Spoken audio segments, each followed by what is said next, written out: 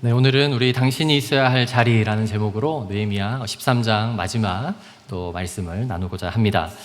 지난주에 취임 예배를 마치고 많은 분들이 축하 전화를 해주셨습니다. 그 중에 한 목사님은 이제 우리 교회의 또 사정을 이전부터 비교적 잘 알던 분이셨는데, 제가 부임 이후에 이제 2달간 했던 그 설교 본문의 제목, 또 설교 본문의 그 말씀을 보면서 제가 아주 말씀을 잘 선택해서 교회에 꼭 필요한 설교를 하고 있다고 칭찬을 그렇게 해주셨습니다. 특히 이제 교회가 다시 회복되어야 되는 시기에 그 느헤미야의 말씀 본문을 선택한 것은 참 잘한 것이다, 이제 이런 얘기도 하시더라고요. 그런데 사실 저는 우리 교회가 어떤 교회인지 지금도 파악하고 있고 잘 모릅니다. 그래서 제가 어떠한 목표나 전략을 가지고 지금까지 말씀을 정한 것이 아니었습니다. 부임 감사 예배를 포함한 그 4번의 첫 설교는 제가 어느 교회에 부임하든지 이 4편의 설교를 설교해야 되겠다라고 미리 생각했던 본문이었습니다. 또한 9월에 함께 나누고 있는 이 느헤미야의 말씀은 사실 우리 교회 큐티 집의 본문의 말씀입니다. 그러니까 생명의 삶, 그 회사에서 정해준 본문을 한 것입니다. 그런데 한 가지 좀 놀라운 사실은 제가 그 목사님께 이렇게 말씀드렸습니다. 목사님, 제가 미국에 있는 동안 한국에서 섬길 교회를 생각하면서 설교해야 될 100편의 설교를 준비했습니다. 그 중에 느헤미야 본문으로는 제가 3편의 설교를 준비했었습니다. 그런데 그때 준비했던 그 3편의 설교 본문이 모두 이번 9월의 큐티의 본문 중에 주일 본문의 말씀과 동일한 것이었습니다. 이렇게 말했더니 목사님께서 그럼 그건 하나님께서 계획하신 것이네요, 이렇게 말씀해 주셨습니다. 여러분, 우리는 매주일 오늘 우리에게 주시는 하나님의 말씀은 이렇게 시작하면서 성경 봉독을 합니다. 여러분, 이 고백은 정말 놀라운 고백이에요. 이 고백은 우선 이 땅에 교회를 세우신 주님께서 하나님의 백성의 공동체를 향해서 오늘도 말씀하십니다라는 그러한 믿음의 고백이기 때문입니다. 그래서 이 고백은 하나님께서 당신의 백성인 우리들에게 오늘도 분명한 뜻을 알게 하기 위해서 이 땅의 교회들과 목회자들을 세우셨습니다라는 그러한 고백이기도 합니다. 이러한 성도들의 믿음의 고백 앞에서 목회자들은 어떻게 해야 될까요? 하나님 앞에서, 그리고 하나님의 보내신 교회를 향하여 말씀을 준비하게 되는 것입니다. 또한 이 고백으로 인해서 목회자는 자신의 생각과 판단과 내가 하고 싶은 말이 아니라 이 말씀 가운데 하나님의 뜻이 무엇인가를 보다 신중하게 고민하고 신중하게 그것을 살피고 기도하면서 설교를 준비해야 되겠다라는 각오를 다지게 되는 것입니다. 그런데 목사의 자리는 말씀과 기도의 자리만 지키는 것이 아닙니다. 어떻게 해야 되나요? 부지런히 주님께서 맡기신 양을 돌보는 목자의 자리이기도 합니다. 또 때로는 잃어버린 양을 찾아 나가야 되잖아요. 많이 다녀야 돼요. 전도 활동도 해야 돼요. 그래서 저는 지금처럼 앞으로도 열심히 신방도 많이 하고 또 밖으로 나가는 전도 활동도 열심히 할 계획입니다. 게다가 여기서 끝이 아니에요. 신약의 교회들이 세워지고 나서 우리가 교회론의 정수라고 하는 에베소서에 보면 목사의 직분을 교사, 근데 이 교사가 그냥 단순히 가르치는 교사가 아니라 성도들을 무장시키고 훈련시키는 자리라고 이렇게 소개를 해요. 성도들이 그리스도의 장성한 분량, 그 군사가 되도록 훈련시키도록 말씀을 가르치는 자리가 목사의 아주 중요한 자리예요. 그래서 저는 또 내년부터 우리 신앙 훈련을 열심히 시키기 위해서 지금 그 스케줄 조정하고 또 어떤 과정으로 하게 될까, 어떻게 사람들을 모집할까, 그렇게 많이 고민하고 있습니다. 요즘 저는 제가 몸이 3개였으면 정말 좋겠다, 이런 생각을 좀 많이 하고 있습니다. 또는 하루가 48시간쯤 되면 좋겠다, 그런 생각도 하고 있습니다. 지금은 좀 바쁘고 힘겹지만 너무나 감사한 것은 나에게 이 직분을 맡겨주신 분이 바로 하나님이라는 사실 때문입니다. 하나님께서 맡겨주신 자리, 그리고 저는 지금 제가 해야 되는 제자리를 찾았기 때문에 그저 감사한 것이죠. 맡은 자들에게 구할 것은 충성이라 하신 것처럼 그냥 충성하는 거예요. 그 가운데 기쁨을 하나님께 허락하셨습니다. 지난주 우리 교회는 무려 16년 만에 안수 집사님, 다른 말로 현직 시무 장로님들이 세워지셨습니다. 초대교회에서 이제 교회가 더 부흥을 하고 또 교회 여러 일처리들도 많아지고 또는 문제들이 생길 때에 다양한 어떤 모양의 리더들을 세우셨습니다. 사도행전에서 교회 리더로 세워진 사람들을 이제 믿음과 성령이 충만한 사람이라고 했는데 그들을 안수하여 리더로 세우는 장면이 사도행전 6장에 나옵니다. 그렇죠? 그 안수식이 끝나고, 그런데 여러분, 그 안수식이 끝나고 바로 이어진 사도행전의 7장에 어떤 장면이 있는지 아십니까? 그 초대교회의 첫 번째 안수 집사라고 할 수 있는 스데반 집사님이 복음을 전하는 그 자리에서 순교했습니다. 초대교회의 첫 번째 순교자는 바로 스데반 안수 집사님이셨어요. 그래서 초대교회에서는 교회를 위해서 목숨을 바치는 자들이 바로 안수 집사님 그리고 장로님이었습니다. 그 자리는 하나님께서 맡기신 사명의 자리였습니다. 사명의 자리, 사명, 그야말로 보낼사의 목숨명, 하나님이 보내신, 하나님이 부르신 그곳을 향해서 자기 목숨을 바치는 그것이 바로 사명이 아니었던가요? 아마 이곳에 계신 많은 분들이 나는 장로가 아니어서 다행이다, 이렇게 생각할지 모르겠지만 하나님께서 모든 성도로 우리를 부르셨습니다. 여러분, 성도라는 말 자체가 거룩한 하나님의 부르심을 받은 자들이에요. 거룩한 하나님이 부르셨을 때는 이유가 있을 거 아니에요. 물론 처음에는 잘 회복하고 또 이렇게 하시겠지만 또 하나님께서 맡기시는 자리가 있습니다. 우리 모두에게 하나님께서는 사실은 사명의 자리로 우리를 맡기시고 또 그 자리로 우리를 인도하시는 줄 믿습니다. 여러분, 현재 모두 그 자리에 계십니까? 오늘 우리가 이제 느헤미야의 마지막 13장을 통해서 하나님께서 우리 모두에게 맡기신 그 사명의 자리를 이제 우리가 그것을 어떻게 지켜야 하는지를 함께 살피고자 합니다. 우리 옆 사람과 한번 그래서 이렇게 먼저 인사할까요? 당신의 자리를 잘 지키십시오. 네. 사명의 자리를 지키기 위해서 첫 번째, 하나님을 하려는 자리는 제 자리가 아닙니다. 하나님을 이용하려는 자리는 제 자리가 아닙니다. 우리 8절을 같이 한번 읽어보겠습니다. 시작. 내가 심히 근심하여 도비아의 세간을 그 방 밖으로 다 내어 던지고. 오늘 우리가 읽었던 이 본문에 느헤미야가 분노하여서 이 도비아라는 사람이 성전에 있는 한 방에서 사용하던 그 모든 물건들을 밖으로 다 내던지는 그러한 장면으로 시작합니다. 지난 한 달간 우리가 또 말씀을 잘 듣고 또 큐티를 잘 해오신 분들은 이 느헤미야 본문을 통해서 도비아를 아마 알게 되었을 거예요. 도비아는 어떤 사람입니까? 끊임없이 자신의 유익과 자신의 권세를 위해서, 자신의 권위를 위해서, 자신의 이기적인 목표를 위해서 예루살렘 성이 재건되는 것을 수단과 방법을 가리지 않고 다 밖에서 방해하려 했던 자였습니다. 그런데 그런 자가 갑자기 지금 어디에 있어요? 성전 안에 자기 물건을 두고 있어요. 쉽게 말해서 성전에다가 자기 사무실을 차렸어요. 어떻게 이런 일이 일어날 수 있었을까요? 사실 느헤미야는 예루살렘 성이 재건되고 또 그로부터 약 12년간을 그곳에 머물렀습니다. 그런데 그 기간 느헤미야가 계속해서 그곳에만 있었던 것은 아니었습니다. 처음에도 말씀드렸지만 왕이 부르면 언제든지 달려가야 하는, 사실 왕의 필요가 늘 있는 굉장히 고위직에 있었던 사람이었습니다. 그래서 왕이 있는 곳으로 종종 다녀와야 했던 것이죠. 그러던 이제 12년이 지난 어느 날에는 왕이 있는 곳인 바벨론으로 이제 꽤 오랜 시간을 다녀온 것 같습니다. 이제 그 장면이 6절에 있는데요. 6절을 한번 제가 읽어볼게요. 그때에는 내가 예루살렘에 있지 아니하였느니라. 바벨론 왕 아닥사스다 32년이라고 되어 있죠. 느헤미야가 예루살렘을 재건할 때가 아닥사스다 왕 20년이었거든요. 그러니까 12년 후죠. 32년에 내가 왕에게 나아갔다가 며칠 후에 왕에게 말미를 청하고, 여기 며칠 후라고 되어 있지만 히브리어에서 사실 며칠이라는 이 날이라는 단어와 한 해를 의미하는 해라는 단어는 동일합니다. 그런데 그 문맥상 기간이 짧으면 며칠이라고 번역을 하고요. 그 기간이 길어지면 몇 년이라고 이렇게 표기를 합니다. 자, 여기서 지금 며칠이라고 표기한 이유는 그만큼 길지 않게 금방 돌아왔다라는 것을 의미하는 것이죠. 그러나 보다 정확히 설명을 한다면 이것을 이제 해로 기록을 하게 되면 적어도 몇 년 정도는 다녀온 것입니다. 신학자들이 그래서 보통은 한 2년 정도 걸렸겠다라고 이렇게 파악을 하고 있고, 또 어떤 신학자들은 한 5년 이상 정도가 걸렸을 수도 있다, 그 시대의 어떤 정황들을 볼 때에 라고 얘기를 합니다. 중요한 것은 여러분, 아무리 길게 잡아도 지금 느헤미야가 예루살렘 성에서 다시 성전 재건을 하고 그 성전의 모든 예배를 회복하는 그 기간 12년에 절반도 안 되는 기간 동안 느헤미야는 자리를 떠난 것이었습니다. 그런데 그 짧은 기간에 어떻게 됐나요? 예루살렘 성의 도비아라는 사람이 아주 친밀한 관계를 가지고 그곳에 자리를 잡게 되었어요.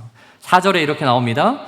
이전에 우리 하나님의 전에 방을 맡은 제사장 엘리야십이 도비아와 연락이 있었으므로. 여기서 연락이 있었다라는 표현은 사실은 조금 더 친밀한 친족 관계가 되었다라는 그런 의미예요. 여러분, 굉장히 관계가 멀었던 사람이 가장 급속도로 친밀한 관계가 될 수 있는 방법 무엇일까요? 사돈지간이 되면 됩니다. 그렇죠? 결혼을 하면 시키면 되는 거예요. 사실은 그래서 이 표현은 서로 혈연 관계를 맺었다는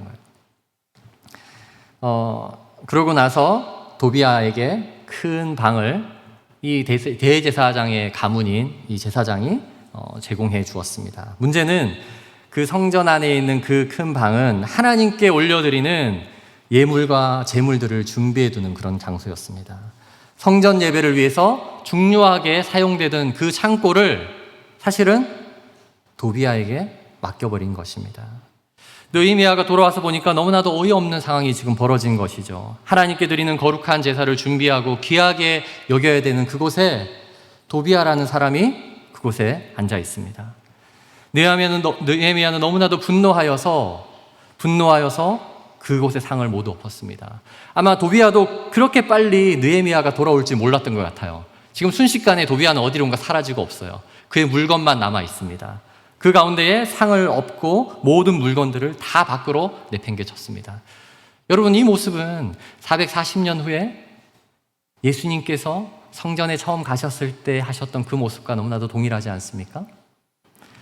누가복음 19장 45절 47절의 말씀을 보면 예수님께서 성전으로 들어가셔서 이렇게 하셨어요. 우리가 한번 45절을 같이 읽어볼까요? 시작.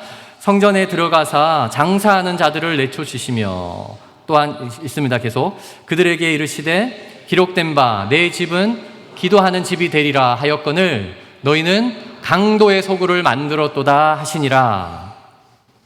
예수께서 날마다 성전에서 가르치시니 대제사장들과 서기관들과 백성의 지도자들이 그를 죽이려고 꾀하되. 다른 성경에 보면 예수님께서 상을 뒤엎었다라고 이렇게 표현을 합니다. 왜냐하면 그것은 하나님께 기도하는, 하나님께 온전한 예배를 드리는 장소인데 지금 사람들이 어떻게 해요? 장사의 소굴로 만든 거예요. 이게 무슨 뜻이에요? 마치 서로의 유익을 위해서 무엇인가를 사고 팔면서 자신의 유익을 위해서, 하나님의 유익이 아니라 자신의 어떠한 유익을 위해서 하고 있는 그 모든, 거래하고 있는 그 모습을 보고 예수님이 분노하셔서 그것을 다 뒤엎는 거예요. 오늘날에도 하나님의 나라를 위해서 우리가 기도하는 마음을 가져야 하는데, 또한 우리가 이 교회 가운데 하나님을 온전히 예배하는 자들로 이곳에 함께 모여야 되는데, 이곳에서 우리가 무언가 자신의 유익을 위해서 이 자리에 앉아 있다면 예수님께서 모든 것을 다 뒤엎으실 거예요. 강하게 책망하실 거예요. 여러분, 모든 사람을 용납하시고 사랑으로 용서하시는 주님께서, 그러나 하나님께 마땅히 예배드려야 할 그 예배 처소가 더럽혀지고 어지럽혀졌을 때에, 개인의 유익과 사익으로 바뀌어졌을 때에 예수님께서 다 책망하시고 다 내쫓으셨어요. 더욱 중요한 사실은 주님께서 그것을 정리한 다음에 아무것도 하지 않은 것이 아니라 그 다음부터 어떻게 했어요? 다 버린 다음에 그때부터 날마다 그 성전에 가서 말씀을 가르치셨어요. 그것을 치우는 것이 문제가 아니라 치워진 그곳에 하나님의 말씀이 바로게 있을 때에 그것은 하나님께서 기뻐하시는 공동체가 되는 것이에요. 그래서 그것을 말씀을 가르치셨어요. 그랬더니 또 어떤 일이 일어납니까? 드디어 제사장들과 서기관들과 대제사장들이 예수님을 이제 죽여야 되겠구나, 이런 마음을 먹은 거예요. 오카는 목사님께서 이제 한국에 사랑의 교회를 설립하고, 그리고 또 사실은 제자 훈련을 통해서 놀라운 교회를 이루었습니다. 오늘날까지도 사실 사랑의 교회는 한국 교회에서 가장 어쩌면 크고 또 영향력 있는 그러한 교회라고 할 수 있습니다. 그래서 제자훈련 세미나를 진행을 하시는데, 이 제자훈련 세미나에 많은 목사님들이 사실은 참석하기 원하세요.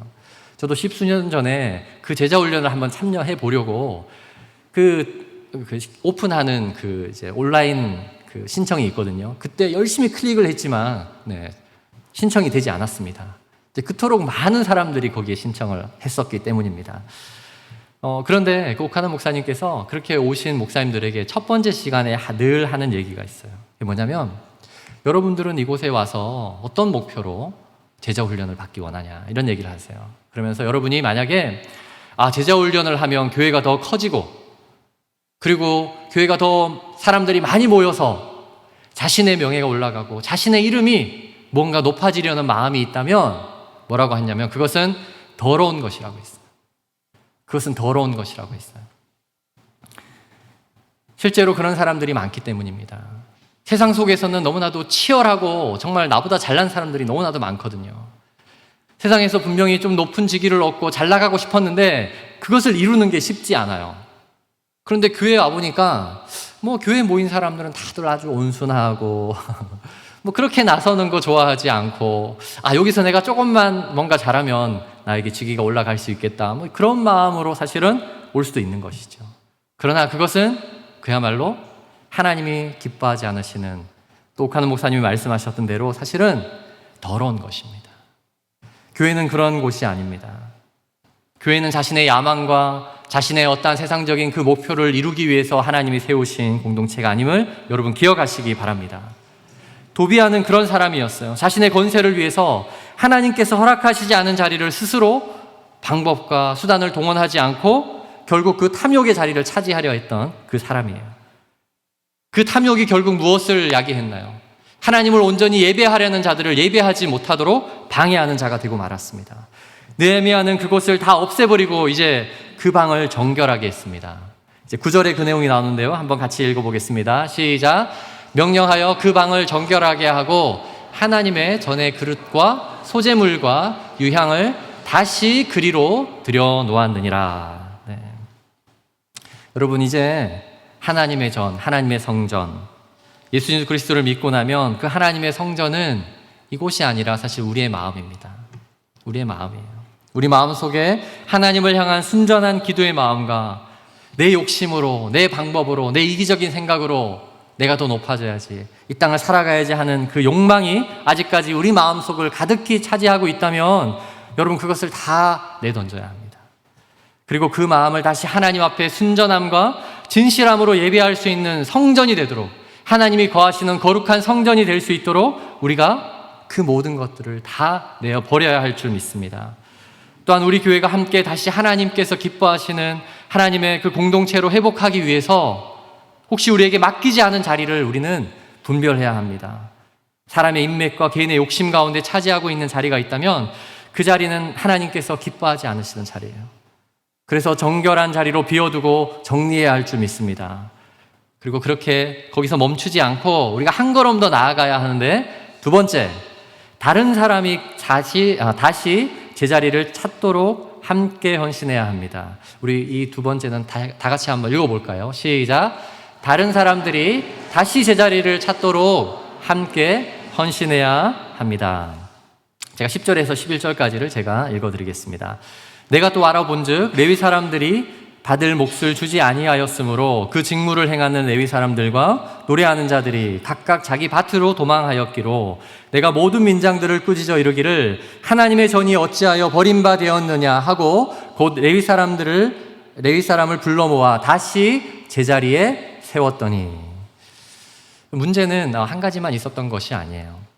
도비아의 또 거기 있었지만 성전을 돌보고 예배를 준비해야 되는 그 레위 사람들이 모두 고향 땅으로 돌아가서 다시 농사를 짓고 있는 거예요. 그 이유는 레위 사람들이 받을 몫을 못 받았기 때문입니다. 여기서 받을 몫을 주지 아니하였으므로 이 구절을 유심히 살펴보면 줄 것이 없던 것이 아니에요. 뭐냐면 마땅히 그들에게 주어야 할 물건이 부족한 것이 아니라 그것이 다른 곳에 있었다는 뜻이에요. 누구에게 주어진 거예요? 도비아에게 준 거죠. 도비아가 친하게 지나는 사람들에게 나눠준 거겠죠. 다른 백성들이 열심히 헌물하고 드린 제사물이 또 마땅히 받아야 하는 자들이 아니라 도비아의 그 목적과 계획 가운데 그런 일들이 일어났던 것입니다. 제가 지난주에 우리 다음 세대들에게 본의 아니게 11조에 대한 강조를 하게 되었습니다. 지난주는 우리 연합 예배잖아요. 다시 말씀드리지만 그 본문은 제가 의도적으로 우리 다음 세대들에게 11조를 좀 강조해야 되겠다, 이제 그런 마음으로 선정한 것이 아니었습니다. 하나님께서 우리 공동체에게 주신 말씀이었어요. 감사한 것은 11조의 그 정신인 순종과 자원의 마음을 통해 하나님의 공동체를 향한, 또 하나님의 공동체가 진정한 축복의 공동체가 되도록 하는 그 일을 위한 헌신의 방법이라고 말씀을 드렸어요. 이렇게 설교를 했더니 몇몇 분들이 목사님, 우리 자녀들이 하나님의 축복을 받을 수 있도록 말씀을 해주셔서 너무 감사하다고 그렇게 얘기하시는 분이 계셨습니다. 사실 저도 지난주 설교를 통해서 처음으로 제 아들, 딸, 저희 아이들에게 11조를 가르칠 수 있어서 정말 감사한 시간이었습니다. 저희 아이들이 몇 년 전부터 헌금 생활하는 것에 대해서 자꾸 이렇게 의심하면서 저에게 이런 질문을 하기 시작했기 때문입니다. 아빠, 교회에서 헌금 많이 하라고 하는데 그 헌금 많이 하면 목사님들이 잘못 사용하고 그럴 수 있는 거 아니냐. 네. 참 감사하게도 아빠가 목사인데도 우리 아이들이 교인들이 헌금 많이 하면 목회자인 아빠가 타락하고 또 교회 돈을 잘못 사용할까봐 이제 그런 얘기를 하는 것 같아요. 그래서 제가 그랬습니다. 아니, 교회에서 언제 너희들에게 헌금 많이 하라고 했냐. 헌금을 많이 하는 게 중요한 게 아니라 헌금은 잘 하는 것이 중요한 것이다. 그리고 그 헌금을 잘못 사용하는지 잘 사용하는지 알고 싶으면 나중에 커서 헌금 제발 좀 많이 하고 그때 돼서 한번 이렇게 그런 얘기를 좀 하면 좋겠다. 제가 그런 얘기도 했습니다. 아이들이 이런 얘기를 하는 이유는 어디선가 그런 소식을 많이 들었기 때문입니다. 어느 교회가, 어느 목사가 헌금을 횡령했다더라. 어느 교회에 재정사고가 일어났다더라. 또 어느 교회는 정말 하나님께 헌금한 그 돈으로 정말 쓸데없는 엉뚱한 곳에 사용하고 있다더라. 전혀 상식적이지 않고 비상식적인 방법으로 교회 헌금을 사용하고 있다더라. 그래서 요즘 젊은 사람들이 헌금을 잘 안 한다고 합니다. 도비아가 오늘날로 말하면 교회 헌금을 횡령하는 그런 사람이었어요. 자신의 유익을 위해서 하나님의 헌물을 사용하려던 사람이었습니다. 이런 사람이 곳간을 차지하고 있으니 사람들이 어떻게 생각했을까요? 야, 우리가 제대로 된 예물 드리면 저 사람이 다 가져가겠구나. 그게 사실이기도 했고, 그래서 하나님께 순전히 예물을 드리고 싶었던 자들은 이제 하나님 앞에 예물 안 가져오는 것이죠. 그리고 모든 사람들이 또 그것을 잘 관리해야 되는 사람들도 다 자리를 떠났습니다. 느헤미야는 이제 그 자리에 다시 그 일을 맡아야 되고 그것을 감당해야 될 사람들로 모았습니다. 다시 제자리로 세웠습니다. 그랬더니 놀라운 일이 일어납니다. 우리 12절입니다. 같이 한번 읽을까요? 시작. 이에 온 유다가 곡식과 새 포도주와 기름에 11조를 가져다가 곳간에 드림으로. 그들이 자신의 11조를 다시 하나님 앞에 드리기 시작한 표현입니다. 놀라운 사실은 느헤미야가 이제 레위 사람들에게 먼저 약속한 게 아니에요. 자, 너희들이 이 자리에 오면 내가 약속할게. 열심히 11조 강조해가지고 11조 잘 바치라고 할게. 이렇게 얘기한 게 아니에요. 성경은 그 순서가 너무나도 중요해요. 지금 누가 먼저 돌아왔죠? 하나님 앞에 다시 온전히 헌신되어야 하는 그 사람들이 먼저 돌아왔습니다. 그랬더니 온 유다, 온 백성들이 무엇을 한 거예요? 온 백성들이 이제 다시 하나님께 드리는 그 예배 회복을 위해서 그들도 함께 헌신하기 시작한 것입니다. 오늘날 우리 교회가 하나님께서 진정한 예배를 드리는 그 공동체, 또 하나님의 말씀이 선포되어지고 온전한 예배자들로 채워지고 그 헌신자들이 그 예배를 섬기는 기쁨이 회복될 때에 이 교회를 떠났던 수많은 하나님의 백성들이 다시 이곳으로 오게 될 줄 믿습니다. 그리고 그들 가운데 순전하고 순정하고 자원하고 기쁨의 예물을 하나님께 올려드리게 될 것입니다. 그리고 또 하나, 사실 오늘 이 말씀에 나타난 곡식과 새 포도주와 기름의 11조라는 이 표현은 굉장히 놀라운 표현이에요. 왜냐하면 이것은 그냥 보통의 소산물이 아니라 신명기를 통해서 하나님께서 이 예물을 제정하실 때에 하나님의 백성에게 약속하셨던 그 소산물이기 때문입니다. 신명기 7장 12절 13절인데 우리 한번 다 같이 한번 읽어볼까요? 12절을 같이 읽습니다. 12절만 우리 같이 읽습니다. 시작. 너희가 이 모든 법도를 듣고 지켜 행하면 내 하나님 여호와께서 내 조상들에게 맹세하신 언약을 지켜 내게 인애를 베푸실 것이라.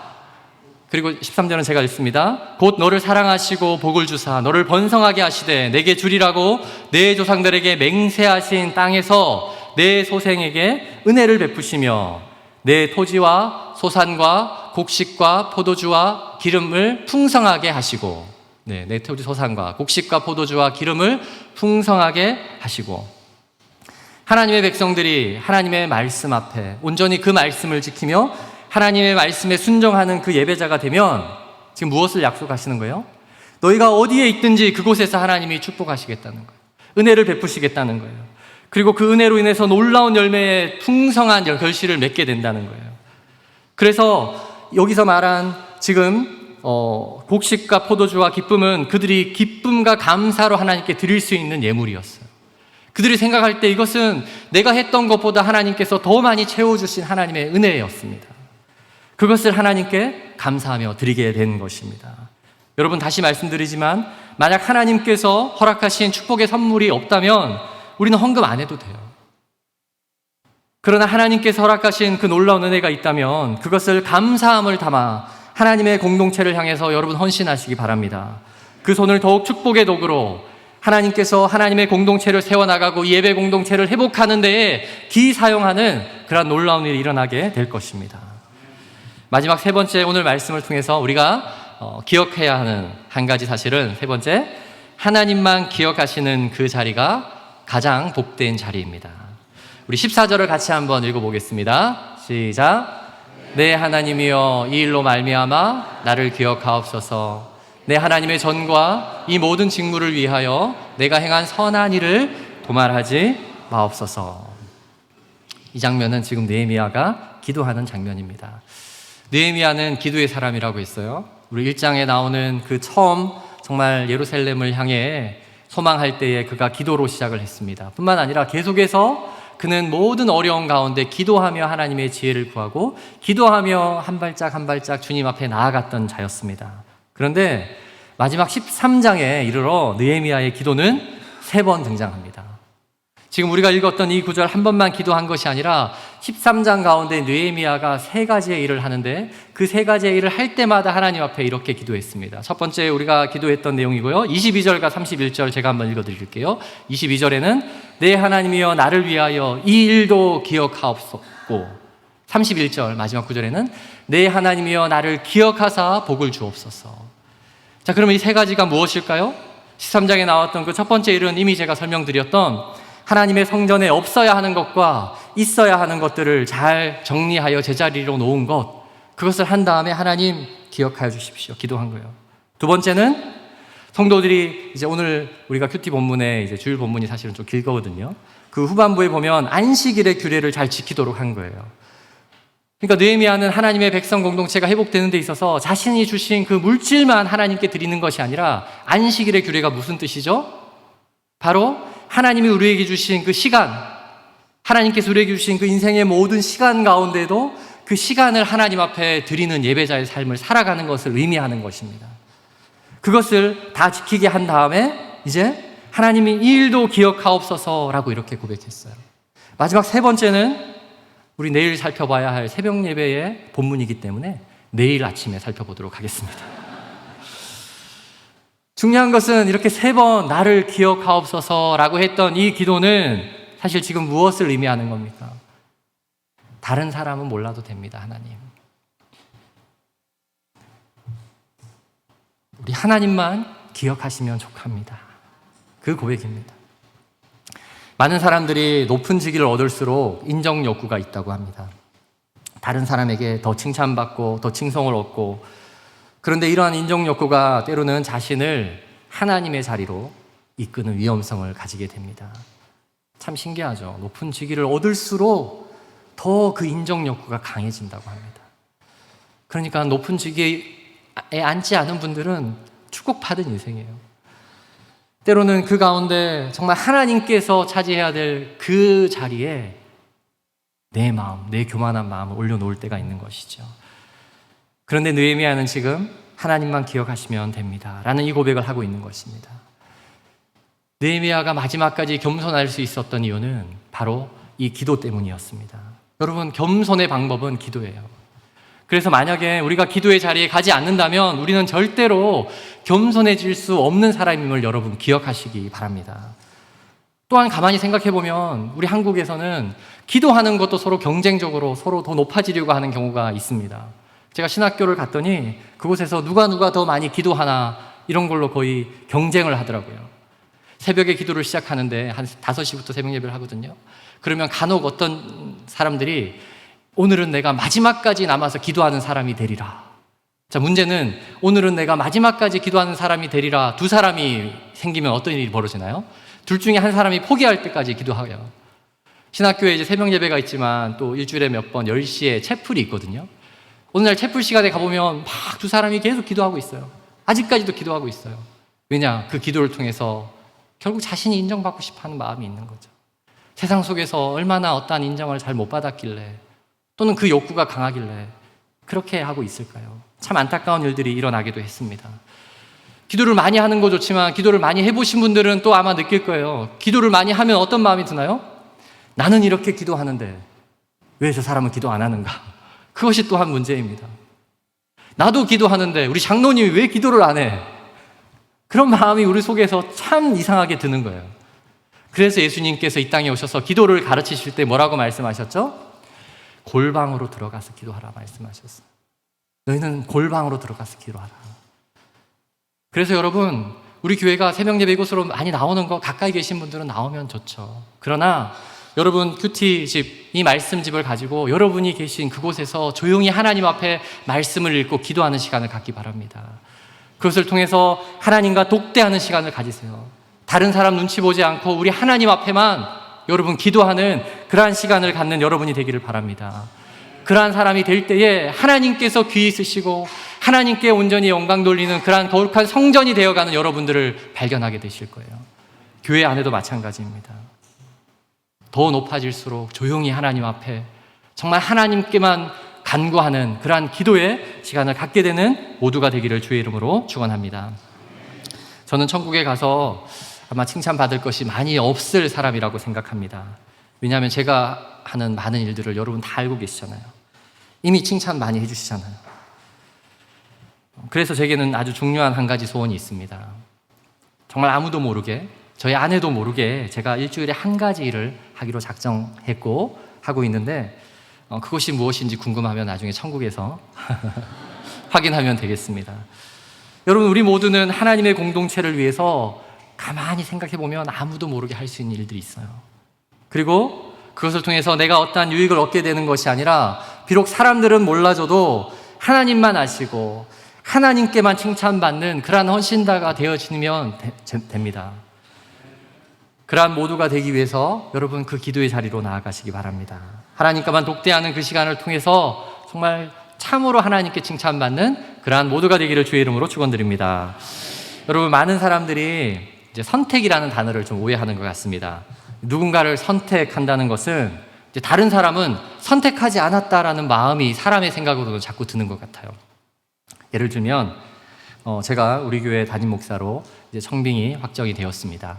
44명의 목사님들이 지원을 했다고 제가 얘기를 들었는데요. 그렇다면 하나님은 저만 선택하시고 나머지 43명의 목사님들은 선택을 하지 않은 것입니까? 아니죠. 하나님께서는 저를 이 교회 담임 목사로 저의 자리를 찾게 선택하셨습니다. 그러나 나머지 우리 43명의 목사님들은 동시에 그분들에게 맡기실 하나님의 그 자리를 찾아가도록 하나님께서 이끄시는 과정인 것입니다. 하나님의 선택은 바로 이런 것입니다. 누군가를 선택한 것은 그 한 사람을 위한 선택이 아니라 또한 다른 사람이 하나님의 그 자리로 나아갈 수 있도록 하나님께서 행하신 이름을 여러분 기억하시기 바랍니다. 따라서 우리가 함께 섬기는 이 교회에 특별한 직분, 이름 있는 그런 직분을 받았다면 그것은 하나님께서 선택하여 세우신 자리입니다. 그러나 그렇지 않은 사람에게 그 직분을 맡기지 않은 것이 아니라, 다른 직분을 맡기지 않은 것이 아니라 하나님이 원하시는 또 다른 제자리로 하나님이 세우시고 이끄신 것임을 여러분 기억하시기 바랍니다. 그 자리가 비록 사람들이 보기에 인정받지 못하고 아무도 알아주지 않는 그런 자리라면 여러분 더 기뻐하십시오. 그 일로 인해서 천국에서 여러분의 상이 가장 클 것이기 때문입니다. 사람들은 기억하지 못하지만 우리 하나님께서는 반드시 기억하실 것이기 때문에 여러분 그 자리를 더 기뻐하시기 바랍니다. 우리 교회가 하나님께 온전히 드리는 이러한 예배의 공동체, 그래서 더 많은 헌신자들이 자신의 자리를 찾아 함께 하나님께 영광 돌리는 그러한 교회가 될 수 있도록 우리 함께 기도의 자리를 찾고 하나님이 맡겨주신 그 자리에 우리가 최선을 다하고 충성하는 모두가 되기를 주의 이름으로 축원드립니다. 아멘. 우리 오늘 함께 이 말씀 기억하면서 찬양하기 원합니다. 제가 신방을 해보니까 우리 교회에 오시는 성도님들이 정말 먼 거리에서 이렇게 오세요. 그래서 주일날 한 번 이 자리에 모이는 시간이 너무나도 소중하구나라는 것을 제가 이제야 알았습니다. 그래서 앞으로 저는 이 주일 예배 시간 정말 제가 목숨을 걸고 예배를 준비하고 설교를 준비하겠지만 이곳에서 설교 이후에 하나님 앞에 찬양하는 시간, 그리고 다짐하며 기도하는 시간, 이 기도 시간이 조금 더 결단의 시간이 되면 좋겠다는 생각을 합니다. 그래서 이 찬양을 시작할 때 앞으로 처음부터 일어나면 아유, 저분 다리가 불편하신데 앉아야 되는데 빨리 끝내야 되는데 제가 이런 마음이 들까봐 이제 앞으로 저희가 결단 찬양은 앉아서 찬양하겠습니다. 그리고 앉아서 찬양하고 기도한 다음에 마지막 또 다른 찬양을 고백할 때 제가 일어서 달라고 고백을 할 것입니다. 그때 다 같이 일어나서 또 마지막 축도로 예배를 마무리하게 될 것입니다. 자, 오늘 한 번만 간구하면 되겠죠? 네. 그러면 이 시간 우리 다 같이 앉은 채로 우리 주님 말씀하시면 이 찬양 우리가 오늘 말씀 생각하면서 고백하겠습니다.